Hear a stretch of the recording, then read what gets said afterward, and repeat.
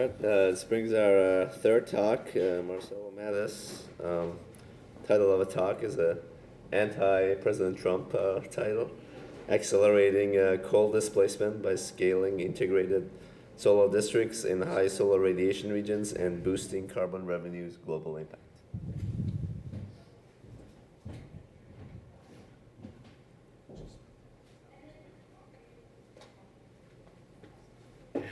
Thank you very much. Let's see if this works. There you go. So, following the anti-Trump rhetoric. So this is what we know until now, that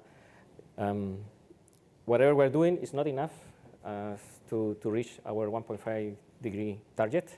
And you see this is considering, this is from the International Energy Agency, that if you consider all the new policy scenario that include all the things that governments are doing, what we get in until 2040 is that the coal production in the electricity market stay the same.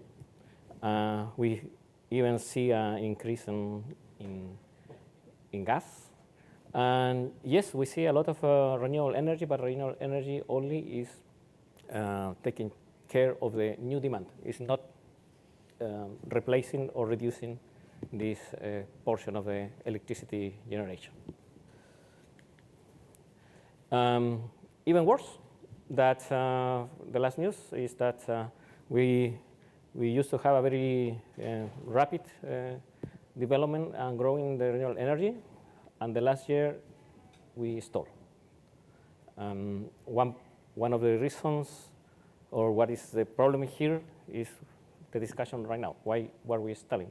Stalling because the prices are cheaper than ever, and so the demand didn't stop. So what's the problem? Well, we're going to present a hypothesis that maybe this is not a problem right now, that doesn't explain the problem that we're seeing right now, but this will explain why we have the risk of stalling, a high risk of stalling in the renewable energy in the future. First, let's talk about how the electricity market looks like from the economy perspective. That you see the supply curve in the economy is that you order the offer by marginal cost, and that will produce your supply. And in the renewable energy, when the renewable energy get introduced, it produces funny effect that if you put more renewable energy, this shifts the entire curve to the right, and you see this displacement of the curve, right? The more the renewable energy, more the displacement. And here you see also two areas. One where the renewable energy is here, that the marginal cost is 0 or close to 0, and the other region where we have fossil fuels, that the marginal cost is really high. So this bipolar behavior, or is either 0 or is very high, produce something that they call the missing money effect. You remember from economics, when you have your surplus curve, or supply curve, sorry, of course, economic people from the economy department, they see supply curve in this way, we see in this way. We are a special market. It's not the typical market that everyone is used to. So you get to an equilibrium, and that equilibrium with the demand produce this producer surplus. That's the money that finally pay for the investment, the profits, and everything. All the money that is under here is just pay for the operational cost, is gone. So what happened in the electricity market? We have the same. We have a equilibrium point, and here you have a large producer surplus. But what happened when you increase the, I would say, renewable energy, that curve starts to move, and suddenly you reach the 0 point, or near to 0. And your producer surplus disappears. And your market has no more room to renewable energies. How are you going to pay your renewable energy investment if you don't have a surplus. Your market is paying you $0 the energy, so there is no way to introduce more energy, renewable energy into the system. That is something that we're seeing in Chile, that during the day, this can happen during the day, that you have more sun in the day than at night. So we see that during the day we can get zero price for the energy in sectors in our Chilean market. But also it can happen not only at day-night shifts, but also can happen when you try to introduce more renewable energy in the long term. And that's also happening in Chile, that we have like 5 years of very rapid renewable energy integration, and then we stop. And we stop because the marginal price in the system are so cheap that there is no more incentive to introduce more energy. And this is very dramatic because, as I said, if we have this polarity, bipolar behavior, or either you have a very good price that is very good for investment, or you can have zero and then investment disappear. So here, a friend from the local university, they suggest that we need to move to auctions. Like instead of going to the day market or marginal cost extractor, we should move to auctions, like you auction long-term contract for energy, so that you move away from this problem that we also are doing in Chile.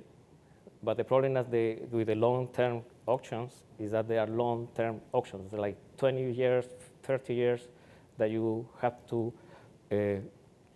get married with one technology, and also you only use this auction for new demand. You don't take care of the old generations. You just auction the new demand for the new distribution companies, and that is only taking care of the demand growing, not the fossil part. So, what we can do? Well, as you see, many people is, even us in Chile, we are using carbon taxes. So the idea is use carbon taxes to reduce this part. If we just make a zoom, you see the CO2 production of the oil and coal and gas keep growing, as we mentioned. And carbon taxes is getting very notorious. In fact, we have the estimation of $82 billion of carbon revenues. That is either by carbon taxes or by ETS, this system that cap the production of carbon. So it's very big amount of money. But there are people that do not like much carbon taxes. Why? Because, as we see, the structural market, we see the offer, but the supply, but the offer or the demand is very inelastic. So if you don't put, or if you just put a little amount of carbon taxes, the most probably thing that will happen is that you're going to get this pass-through effect. The electricity will cost more for the consumer, but nobody will reduce the consumption of the electricity. So that's bad. So if you're willing to put a very large carbon tax, and nobody's willing to do it because it can break the economy, you have the other situation that when it is so high that it can work, you can start to see the disruption in the market because you start to see coal companies going bankrupt, and people start to worry about security and so on. So carbon tax has this problem that also is like dual. If it's very little, doesn't do much. If it's very high, it really does what you want, but you are not willing to pay the price. So from the economic point of view, what carbon tax is doing is taking part of this is part of the fossil fuel. Carbon tax displaces a little. We still have the renewable part here.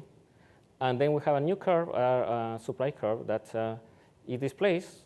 And I would say there is very little reduction in the consumption because it's an inelastic curve for demand.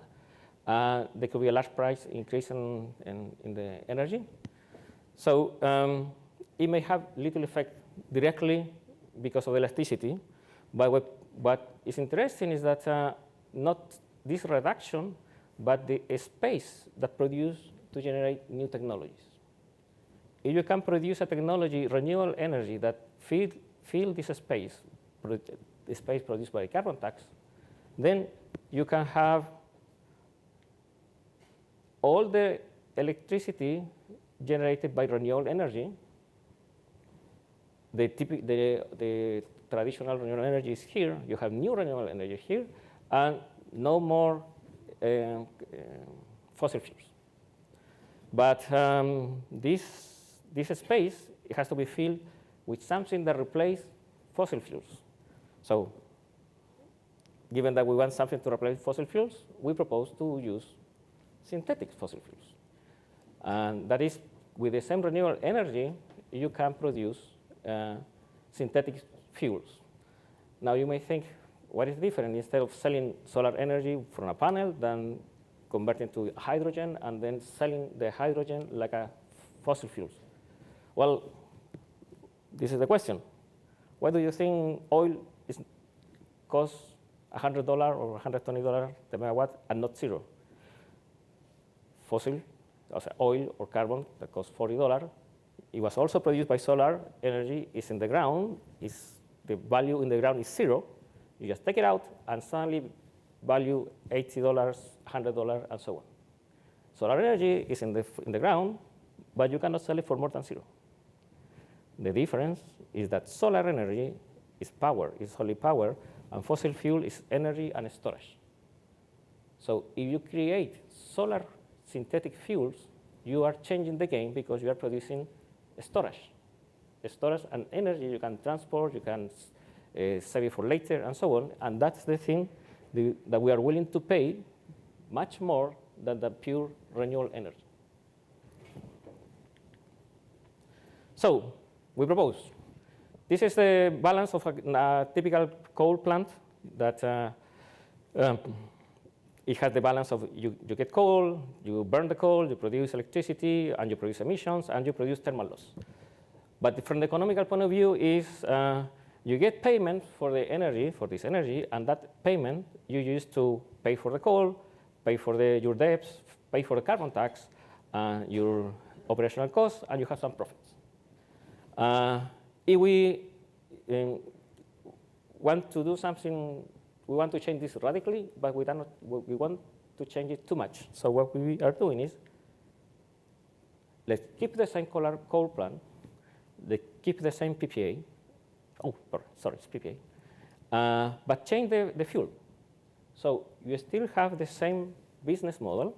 You still have the same money to pay for the renewable fuel. You can pay your debt, you can pay everything, but it's the same business model with zero emissions.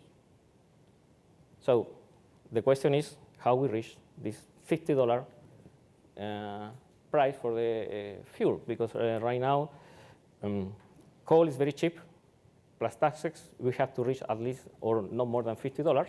So we're going to see later how we do it. But the good thing is that if we can reach it, as we said before, we have these synthetic fuels that are becoming the same like the coal, but they're renewable. And if we increase the demand now, or we introduce more renewable energy, suddenly, again, the market is healthy again. There is no price drop to zero. And then we have a renewable surplus that is able to finance not only the renewable synthetic fuels, but is also financing all the other renewable energy that you want to put. So if we produce renewable energy, renewable fuels, and inject it in an economy, that economy will replace the fossil fuels, but also will be able to produce more local renewable energy. So I would say, this is the game. Don't hate it. Accept the game. Just change the player. We want to move the fossil fuels out of the game and replace it by synthetic fuels. So what we do it, how we do this.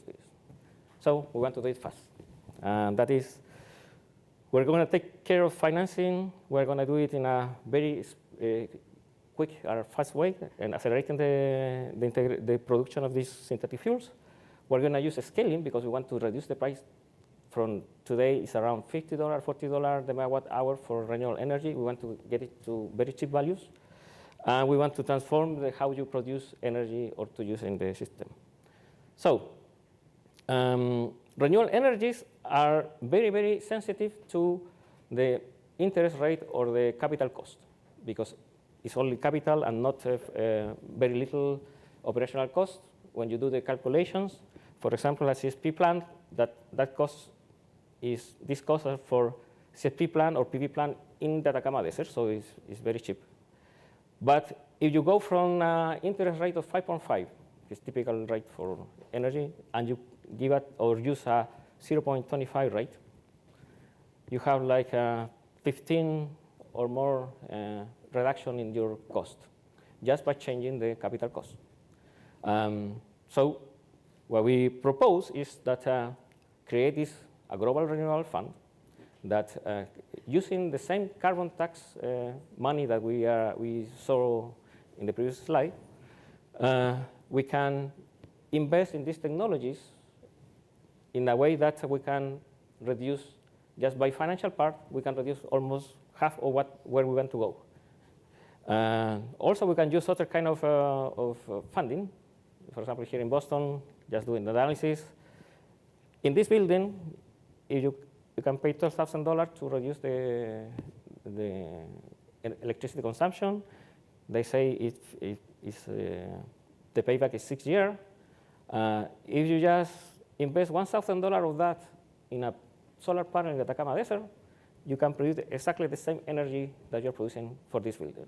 And this building requires almost 5 kilowatts because of the difference of technology, the difference of the resource that we have in the Atacama Desert. So we can use different financial mechanisms, but we're going to analyze this one. What happens if we use carbon tax to finance this thing? So we want to accelerate the thing. So what we are doing is, instead of what people are using today, for example, with carbon taxes, when the government collect the taxes, they have 3 options today. They can just collect it and then you don't see it anymore because it's part of the regular taxes. Second option that they are using, they are giving money back to the people that is affected by the carbon taxes. And the third thing that they are doing is, like in a 30%, is investing in renewable energy. So my question is, where in the world you want to invest that money? You want to invest it here where the solar efficiency or solar resources like a third of in the desert, or you want to spend it in the place where you have more energy for your money? So we say, let's put it in the deserts, and in this desert, for the same money, you can have 3 times the energy if you put the money in Europe or in US. So we say, let's create big solar production places that we funded with these carbon taxes. Here we have a good radiation that we did the calculation, we can get to $10 megawatt per hour. We did the calculation how with electrolysis, we can get to hydrogen to $0.7 the kilogram. And if we ship that hydrogen and we burn it in Europe or in the United States, we can reach the $49 the megawatt hour. And then we are in the parity and we can compete with coal. So the question is how we get to this $10. I say with the financing, and we will see the scaling. This is what was happening with the PV plants or PV modules in the previous year. They call it the Samson law, that they reduce price as much you produce PV modules. The reduction is like 20% every time you duplicate the production, you reduce 20% the cost of the solar panel. We're saying, let's suppose that our solution that is PV plus CSP, it will have half of the rate, not 20%, but 10%. So if we do that, we can, by increasing the scale, we can reach very quickly to the price that we want. It's around 1,800. If you reach 1,800, we're done. We get $10 the LCOE, $10 for the LCOE. So we need to scale. So the question, and to scale it, here you see we need to install 25,000 megawatt or 25 gigawatt.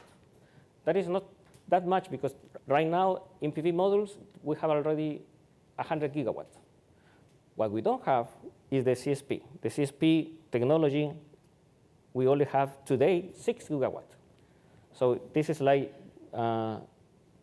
getting 4 times or 5 times the CSP technology that we have today. And why is technology? Oh, sorry.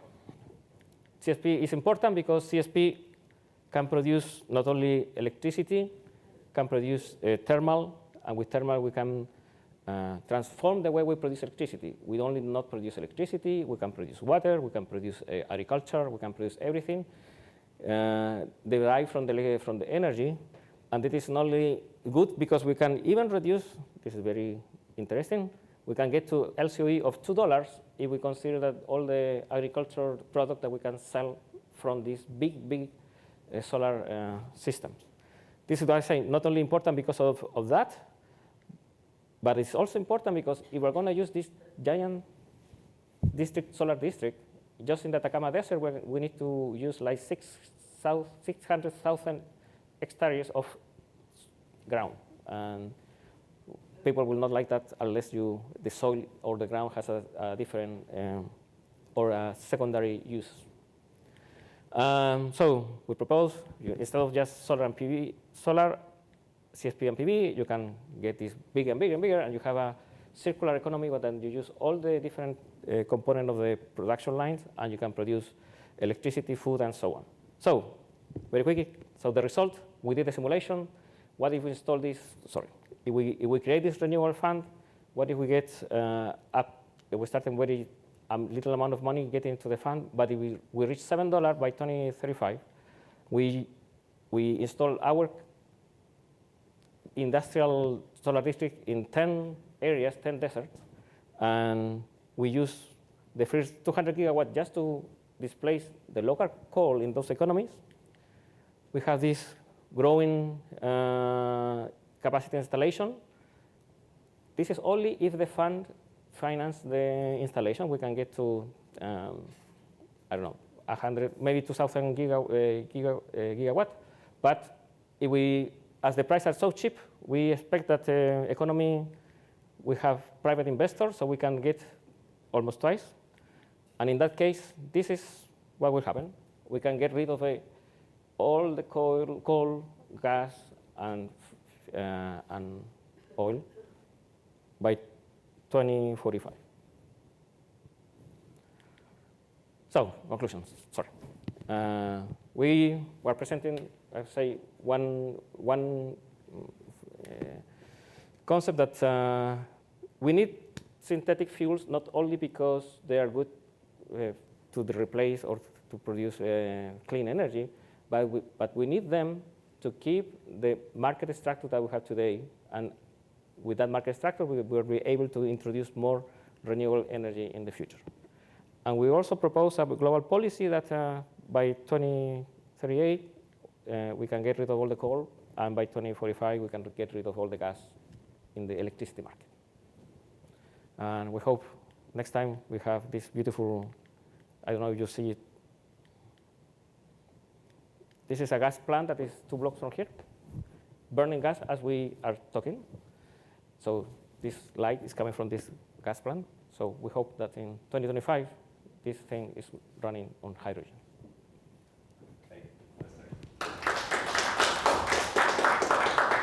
One question, say. So I'm not a coal advocate, but possibly, but here's the dilemma as a chemical engineer. When you take hydrogen when you make synthetic fuel, you need a source for some carbon. The best source for carbon today, concentrated ironically, is coal and natural gas. Oh, no. You can just burn the hydrogen. Burn what? The hydrogen, you just burn it. You take a coal plant and change like it's a gas. No, I know that, but you're saying synthetic fuel and ship it in ships to the US, right? Yes, but one of the synthetic fuels is hydrogen. We're doing the case for hydrogen. Liquefied hydrogen? Yes. Okay, so that's a different story by itself. But if your goal is zero emission, and again, this conference, I'm not a nuclear guy, but I'm looking at the economics and the chemistry. The easiest way as a chemical engineer is to use electricity from nuclear, which is zero emission, capture the CO2 and create synthetic fuel by electrolysis with hydrogen. For me, that's just, if I put aside, coal, I think that probably economically would, ironically, would make more sense from the synthetic fuel technology, both technical and economic side. Yes, you can do it. I would say we need synthetic fuel. One of them is hydrogen, but you can do, as you say, more complex. I worked in hydrogen. Storing, transporting hydrogen is not 10, 20 years. So that's the first thing that, I spent 10 years, and I would love for someone to tell me otherwise. But in the timeline that you're talking about, in the next 50 years, I really doubt that hydrogen technology will reach the point at the cost you want for liquid hydrogen. So my argument is, yes, okay, I see your point of synthetic fuel, but I think there's an easier way of looking at it. It's synthetic fuel, but you need CO2, and that, ironically, is highly concentrated in coal and gas. So if that is the case, synthetic fuel, I would love to see the economics case by case. Yeah. As one of the part I mentioned, that is you have these big desert areas. When we say we can produce agricultural product, it's not only because it's a money-making industry, but because agriculture is a very good CO2 capture. So one of the graphics you saw there is that in the second stage, you can get the hydrogen, get the biomass or the biogas from the agricultural thing that you're not using, and start producing more complex synthetic fuels in the road.